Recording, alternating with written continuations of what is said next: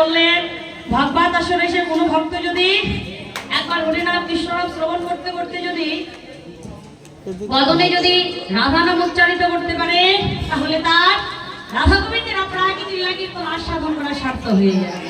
তো বাবা আমরা যে কয়জন আছি সবাই মিলে একটু বদনে রাধা নাম বলবো, হ্যাঁ সবাই মিলে বলবো রাধে রাধে।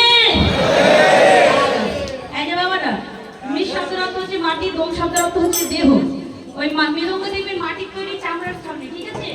ঠিক তেমনি আমাদের দেহটা কিন্তু মাটিতে তৈরি চামড়ার ছাউনি, হ্যাঁ? তাই সবাই মিলে গাইবো রাধে রাধে, সবাই রাধে রাধে রাধে রাধে রাধে রাধে রাধে রাধে। আস্তে আস্তে আস্তে।